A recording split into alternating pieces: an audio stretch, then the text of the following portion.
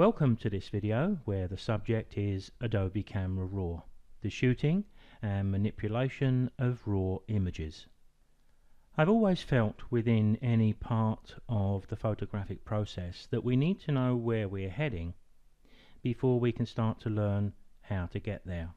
So what I've done here is put together a short presentation where we're going to look at the raw image editing as almost our satellite navigation. How do we go about it? If you're new to image editing, I think you can be forgiven for wondering just where to start with all of the techniques, tools and sliders that are offered to you. I have that saying in mind, can't see the wood for the trees. Now, one of the first places we do need to start is by making that choice to shoot raw images. The problem is they don't always look so good when we first see them. But don't let that fool you. There's often a great image hiding within what you see on the screen. Assuming you're a photographic enthusiast, and I guess you are if you're listening to this, then you're going to have to do some image editing anyway. So why not start with the best digital negative you can, and that means shooting raw images, not JPEG. It doesn't make a great deal of sense to shoot JPEG and allow the software in our cameras to make changes to our images that lock in those edits. All it does is make them more difficult to change should we have the need to. Comparing JPEG images with raw images, I think, is a bit like comparing an old VHS videotape with a modern Blu-ray disc. There's just no comparison between the two from a quality point of view. Image editing is actually a lot easier than it first appears, as most things often are once we dangle our feet in the water. Quite a bit of the time we seem to allow ourselves to be driven away from something because of negative perceptions. Now, we shouldn't allow this to happen, because 9 times out of 10, once you do dip your toe in the water, you find that it's not quite so cold as you thought. Here's a broad brush statement, but it's very true. The vast majority of the images that I see, and I see quite a few, they could be improved with just a few small tweaks in almost any image editor. Here's another thought. You don't change your driving habits or style when you're driving different cars.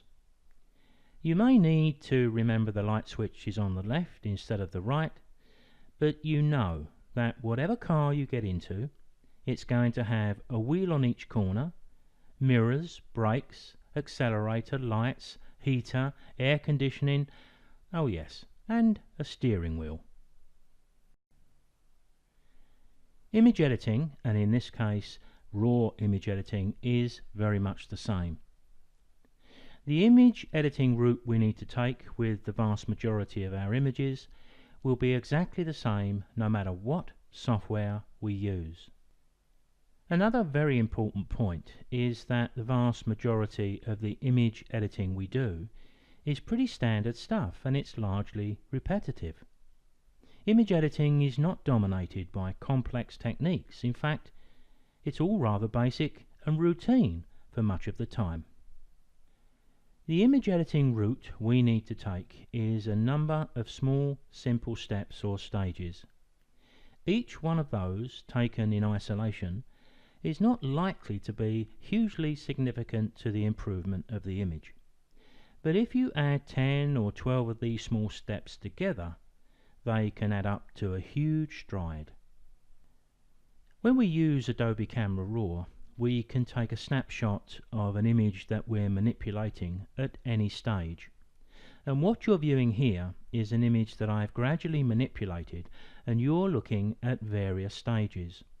The snapshot icon is the one just under the histogram at the top of the screen there. There's a long row of icons, and it's the one on the far right. And if I just go to it and click, you can see that I'm already down to my third variation on this image, and I'll move to my fourth and continue.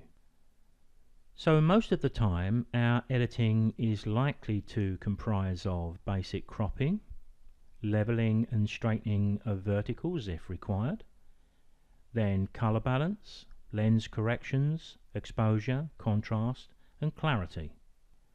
So we could ask, is there a logical sequence to follow in our camera raw editing? Well, I would say yes there is, because having a routine within image editing isn't a bad thing to develop. If I could use a car analogy again, what we need to do is to learn our image editing route so that it gradually becomes easier and finally we can find our way through without giving it very much thought at all. Having an image editing routine is pretty good, but what we do with raw image editing and in what order is not cast in stone. That's one of the benefits of working with raw images. Now I think we can break image editing down into three main areas. Firstly, we tend to tackle the global editing. These are the changes that affect the entire image. Once that's done, we move on to strategic editing. These are the changes that affect just one part of the image in isolation to the rest. And finally, the finishing touches. Now these may be small final tweaks that we can do either in Adobe Camera Raw or maybe in the main window of Photoshop. One bit of advice that I would like to give here is when you're editing raw images, try to be patient. And at some stage through the work, save what you've done and come back a few hours later, or preferably the next day. Now I do have a separate video on the use of the Save Image button, which is the one you can see down at the bottom left corner, because that option works pretty well with what I've just suggested here. Now the reason I'm suggesting you have some patience and if you can leave the image and come back is this. I'm sure you've experienced writing a document on your computer. When you read it the next day, you find it's full of typos and mistakes. You read right over the top of those the previous day when you were in full creative flow.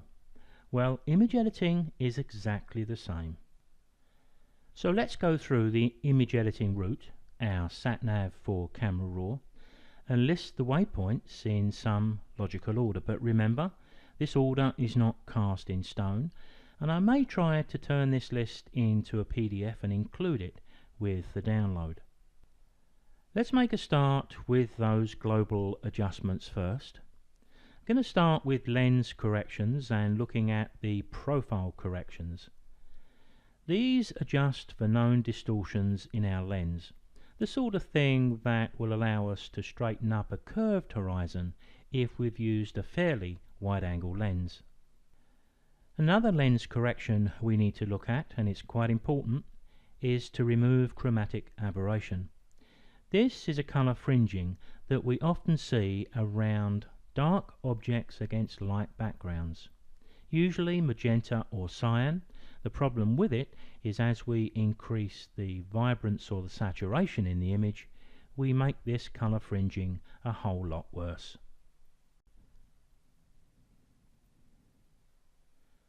We're likely to want to crop the image under our global adjustments because it doesn't make any sense to do a lot of work around the edges, left, right, top and bottom of the image and then later crop those away. If we're going to do that, we may as well do it to start. We're going to want to level those horizons. We're going to want to straighten uprights when it's necessary, and we have some great tools to do this, quick and easy to use.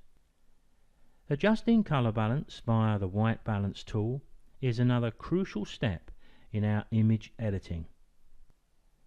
Next we have some of the core sliders we're going to use to put that wow value into our images: exposure, contrast, clarity, color via vibrance and saturation.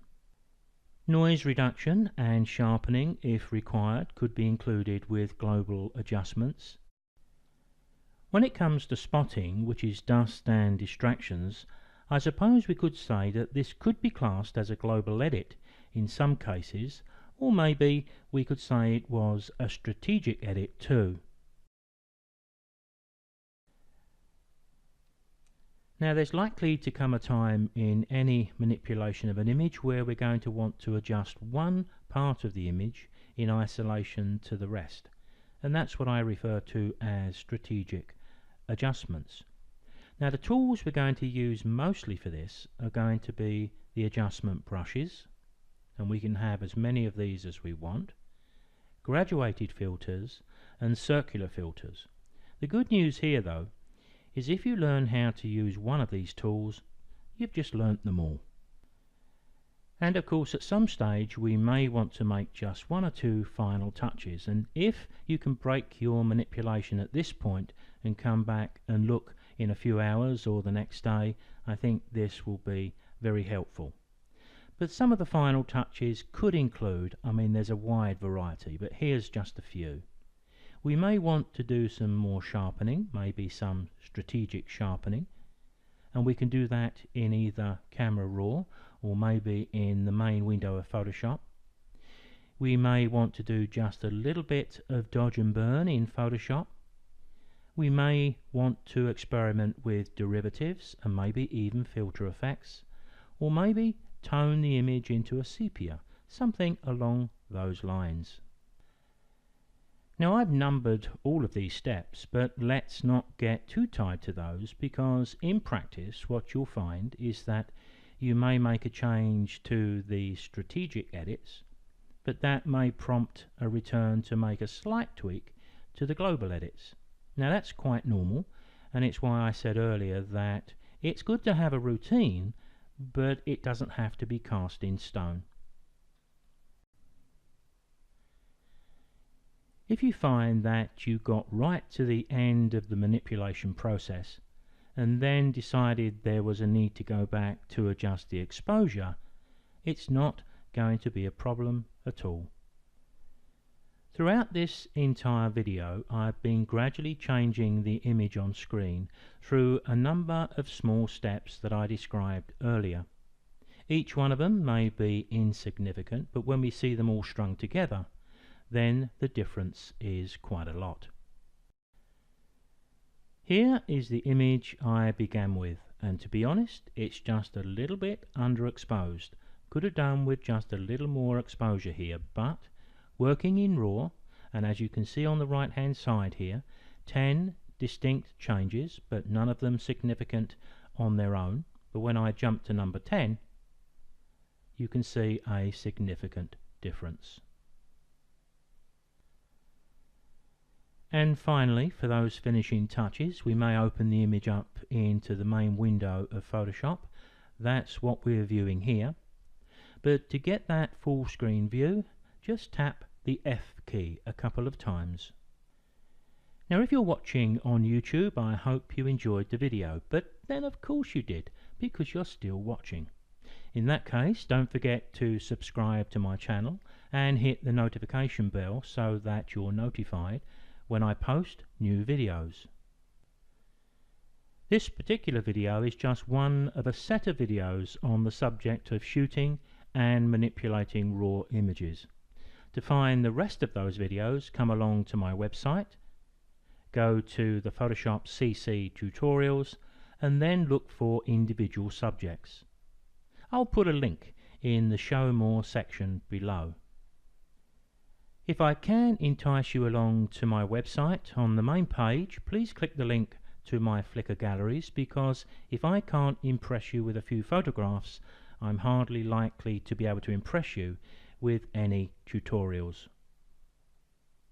And if you would like to learn Photoshop in much more depth, then you really need to take a look at a whole series of videos I have on the subject of Photoshop for photographers.